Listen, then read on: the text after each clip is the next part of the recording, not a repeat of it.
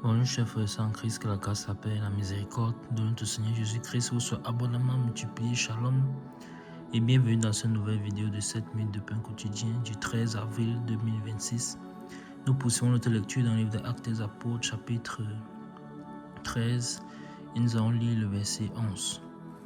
Nous avons vu dans la vidéo précédente que l'apôtre Paul a fixé les regards sur Élymas, appelé encore Bar-Jésus, qui empêchait l'évangile du Seigneur de se propager et qui empêchait particulièrement à ce que le proconsul avec qui il était et qui avait manifesté le désir d'entendre la parole de Dieu puisse se concentrer à écouter le message que l'apôtre Paul et l'apôtre Barnabas étaient en train de lui prodiguer afin que par la foi il puisse croire et être sauvé. Et donc, les apôtres ont laissé cet Élymas-là agir pendant un temps.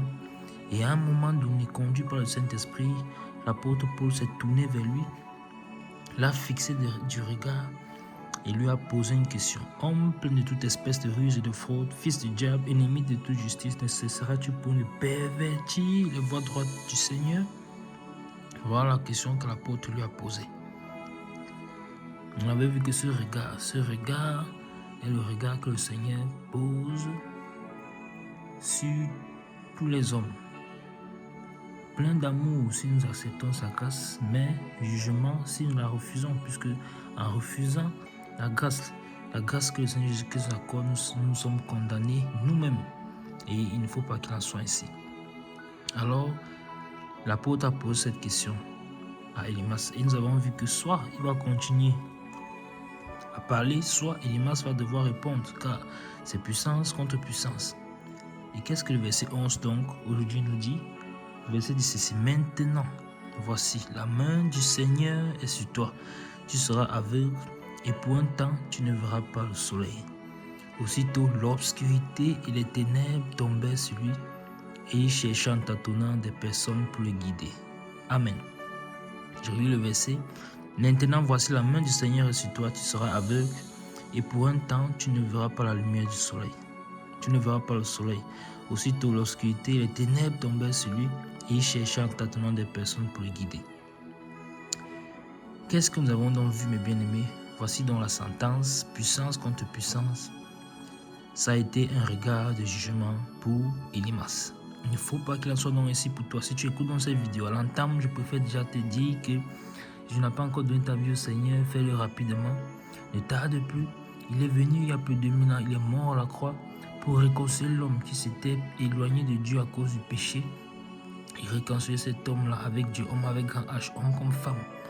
Et pour hériter dans la vie éternelle, pour te réconcilier, il faut simplement que tu acceptes, tout simplement, aussi simplement que possible, tu acceptes le sacrifice de Christ, que tu te répandes de ta vie passée, que tu le reconnaisses comme Seigneur et Sauveur dans ta vie, et que tu aies ce désir-là de vouloir marcher en nouveauté de vie. C'est ainsi qu'il t'accordera, si tu l'as fait avec sincérité et honnêteté de cœur, son esprit, et en entrant dans les eaux du baptême, tu pourras donc marcher désormais en nouveauté de vie. Élymas, lui, a fait le contraire. Il s'est opposé à l'évangile du Seigneur. Et la sentence est tombée sur lui. Maintenant, la main du Seigneur est sur toi. Donc la main du Seigneur est sur toi. Nous avons vu, vous voyez, ça ramène encore ce regard. La main du Seigneur est sur toi. On peut le prendre positivement. C'est positif quand on est dans son royaume. Mais si on est opposant à l'œuvre du Seigneur, la main du Seigneur qui vient se poser, c'est une main de jugement. La main du Seigneur est sur toi.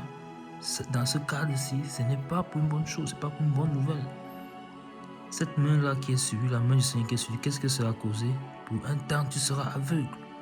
Tu seras aveugle. Et donc, il a été aveuglé. Et on voit donc clairement que puissance contre puissance. Par la parole et par ses effets de magie, il avait essayé de détourner le proconsul. Maintenant, il voit donc que la véritable puissance du Seigneur est en train de se manifester.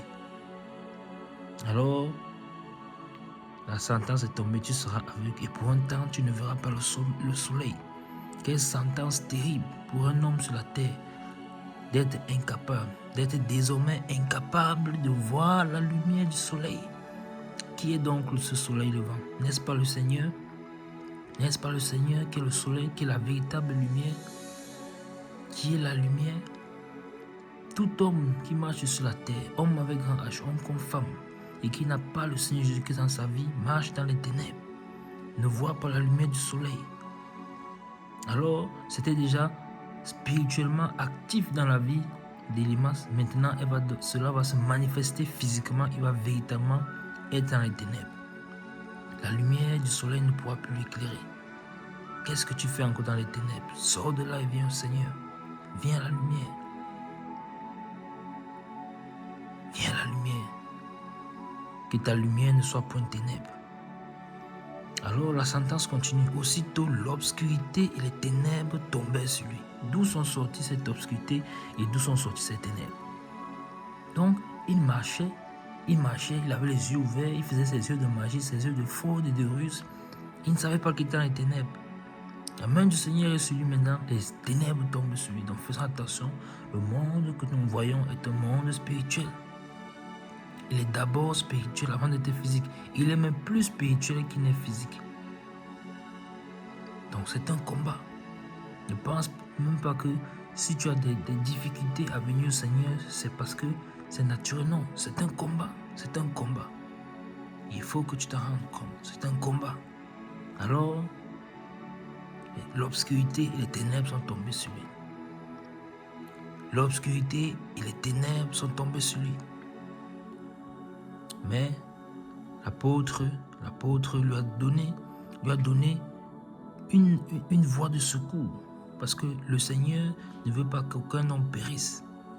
Mais il veut que tous les hommes parviennent à la repentance. Par la repentance arrivent au salut. Et en croyant au Seigneur Jésus-Christ. Parce qu'il a dit, pour un temps, tu ne verras pas le soleil. Donc, sa punition, sa sentence a été fixée et limitée dans le temps. Pour que le moment où il va retrouver la vie, qu'il puisse se rendre compte que puissance contre puissance, sa puissance n'est pas la bonne, elle est éphémère, elle est pleine de fautes, et qu'il vienne véritablement sous la puissance du Seigneur, qui est la véritable puissance, qui est la lumière. Alors, qu'est-ce qui s'est passé après que les ténèbres soient tombées sur lui? Il cherchait en tâtonnant des personnes pour les guider. Il cherchait. Faut pas que tu cherches quand il se fera trop tard. Faut pas que tu cherches quand les ténèbres seront déjà remplies sur la terre. Et papier davantage. Il faut chercher maintenant. C'est maintenant que tu dois chercher le Seigneur. C'est maintenant. Pendant que tu écoutes cette voix, que ton cœur doit se tourner vers le Seigneur. Il cherchait des personnes pour les guider. Voici donc ma voix qui te parle pour te conduire à Christ. Est-ce que tu l'acceptes? Est-ce que tu l'entends? Est-ce que tu l'écoutes? Est-ce que tu obéis?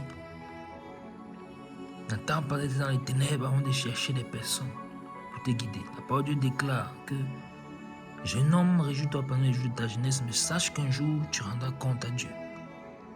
N'attendons pas quand ce sera trop tard. Ressaisissons-nous. Il cherchait des personnes pour les guider. Voici donc cet homme qui s'opposait à la voix de Dieu, qui s'opposait à la propagation de l'évangile, qui se retrouve en train de chercher des hommes pour le guider.